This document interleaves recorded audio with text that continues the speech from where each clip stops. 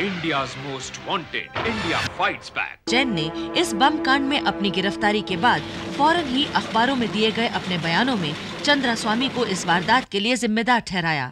अब सवाल ये पैदा होता है कि अगर ये बात सच है कि वाकई चंद्रास्वामी के कहने पर बबलू श्रीवास्तव ने राजेंद्र जैन की कार में बम रखवाया था, तो ऐसा कौन सा राज राजेंद्र जैन के पास था जिसके आम होने से चंद्रास्वामी पर भारी मुसीबत आन पड़ती।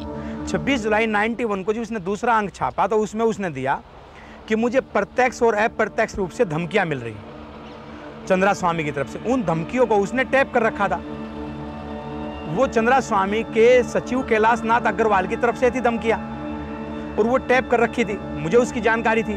जब उसकी कार में बम रखा गया और पुलिस राजेंद्र जैन को ही फंसाने के चक्कर में थी, तो राजेंद्र जैन ने मेरे सामने वो पुलिस अधिकारियों को कैसेट दी और वो आज तक उनके जो केस सीट है उसमें मेंशन करते हैं SI धर्मपाल कि उसने उच्च अधिकारियों को कैसेट दी है, ये राजेंद्र जैन कहते हैं। लेकिन वो कैसेट तो मालखाने में होनी चाहिए थी, मालखाने से गायब है।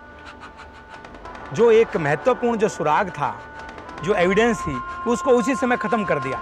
राजेंद्र जैन राजीव गांधी हत्याकांड के बाद से अपनी पत्रिका जनाधार भारती में ये प्रचारित करने में जुटा था कि उसके पास कुछ ऐसे तथ्य मौजूद हैं जो ये साबित कर सकते हैं कि राजीव गांधी की हत्या के पीछे किन राजनैतिक हस्तियों का हाथ है। बुनियादी तौर पर राजेंद्र जैन ने अपनी पत्रिका जनाधार में सीधे सीधे चंद्रास्वामी पर ये आरोप लगाया कि राजीव गांधी हत्याकांड की जानकारी चंद्रास्वामी को थी और चंद्रास्वामी ने ही सत्ता के कुछ मंत्रियों और कुछ विदेशी ताकतों के साथ मिलकर राजीव गांधी की हत्या करवाई है। क्या वाकई चंद्रास्वामी पर राजेंद्र जैन द्वारा लगाए जा रहे आरोप विश्वसनीय थे? क्या वाकई चंद्रास्वामी को राजीव जी की होने वाली हत्या के बारे में कोई जानकारी थी? अगर नहीं, तो फिर चंद्रास्वामी ने किस राज को पोशीदा रखने के लिए बम कांड के बाद राजेंद्र जैन के ऑफिस में 50 लाख रुपए भिजवाए? इंडियाज मोस्ट वांटेड को दिए गए इस निहायत एक्सक्लूसिव इंटरव्यू में हमारे सूत्र ने चंद्रास्वामी द्वारा राजेंद्र जैन को 50 लाख रुपए देने की बात बताई। ये विश्वसनीय सूत्र इस पेमेंट की अदायगी के दौरान वहीं मौजूद था। शाम के करीब 5-6 बजे के बीच एक कार मारुति आई, उसके अंदर जो है उतरे और उनके हाथ में एक बुके था और एक लिफाफा था, तो जिसको उन्होंने राजेंद्र जैन जी को भेंट किया था। 7 जुलाई 1996, वक्त शाम के 6:30 बजे, दिल्ली के मदनपुर खादर में राजेंद्र जैन का दफ्तर। इस दिन इस दफ्तर में मौजूद हमारे सूत्र के मुताबिक 5 नकाबपोश अपराधी राजेंद्र जैन के दफ्तर में दाखिल हुए। दफ्तर में पहुंचते ही इन बदमाशों ने राजेंद्र जैन को बंदूकों की मदद से अपने कब्जे में ले लिया।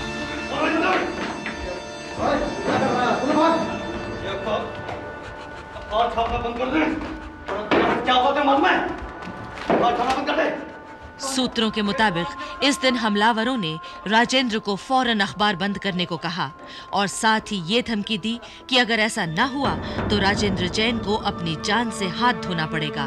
मैं तो बुरी तरीके से घबरा गया। उनके हाथ में 2 के हाथ में रिवॉल्वर्स थी, 2 के हाथ में चाकू थे, तो उसके जो बराबर में कमरा था, मैं तो दौड़ के उसमें भाग गया। मैंने कहीं अपनी शामत आ जाए।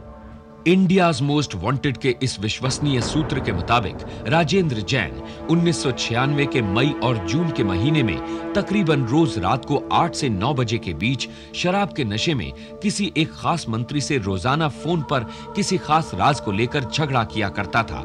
ये फोन राजेंद्र जैन खुद मिलाया करता था और इस टेलीफोन कॉन्वर्सेशन के दौरान राजेंद्र जैन इस मंत्री को लगातार ब्लैकमेल कर रहा था। लिहाजा उस दिन जब हमला हुआ तो इन्होंने सीधा उसी मंत्री को फ़ोन किया और उसको काफ़ी देर तक इनकी बहस चली कि मैं समझ गया, मैं चाहता तो थाने में तुम्हारा रिपोर्ट लिखा देता और ये हो जाता और वो हो जाता। मतलब काफ़ी एक्साइट। उसके बाद भी मैंने काफ़ी कोशिश की। मैंने कहा आप बताइए सर, इसका नाम क्या था, कौन सा मंत्री है? इन्होंने मेरे को बताया नहीं बाबा। सूत्रों के मुताबिक राजेंद्र जैन ने चंद्रास्वामी से कोर्ट में बम कांड केस की सुनवाई के दौरान खामोशी इख्तियार करने के एवज में 1 करोड़ रुपए की मांग की थी, जिसमें से 50 लाख रुपए राजेंद्र जैन को मिल चुके थे और 50 लाख रुपया आना बाकी थे। 2 या 3 जनवरी को एक क्राइम ब्रांच में ACP हरमीत है, ये ऐसा मुझे राजेंद्र जैन ने ही बताया था 7 जनवरी को। तो उसने कहा था कि ACP हरमीत मुझे ढूंढता हुआ किसी और ब्लॉक में पहुंचा था, वहां से ढूंढता हुआ एक लड़का उसे मेरे घर छोड़ के गया था। तब इनकी लेन देन की बात हुई थी और एसीपी हरमीत ने ही इसे करेंसी पहुंचाई थी। और जब हरमीत करेंसी दे रहा था तो जयकरण चूँकि मौजूद ही रहता था, वो उसका शैडो था वो, तो जयकरण के मन में ये इतना पैसा देख के मन तो खराब हुआ होगा। तो ये एसीपी ने ये इतना पैसा, ये लाखों रुपए, तकरीबन 40 लाख रुपए, ये कहाँ से आए और किसने दिए और कहाँ से? नहीं, ये पैसा तो चंद्रा स्वामी ने ही भिजवाया था, इसमें कोई शक नहीं है। और वही चंद्रा स्वामी का ही पैसा लेकर आया था, क्योंकि मुझे तो बाद में पता चला कि 9 तारीख को बम कांड में चार्जशीट फाइल हो रही थी चंद्रा स्वामी के खिलाफ, और उसमें इनका राजीनामा हो गया था कि भाई मैं कोर्ट वोट नहीं जाऊंगा या जो कुछ भी था। Still to come in the program, Rajendra Jain की हत्या के सिलसिले में इंडियाज मोस्ट वांटेड को मिली एक एक्सक्लूसिव ऑडियो कैसेट। ये ऑडियो कैसेट साफ तौर पर बता रही है कि राजेंद्र जैन का कथित कातिल कौन है। क्या पुलिस को भी इस ऑडियो कैसेट की जानकारी है? Stay with us. Some exclusive information is coming up.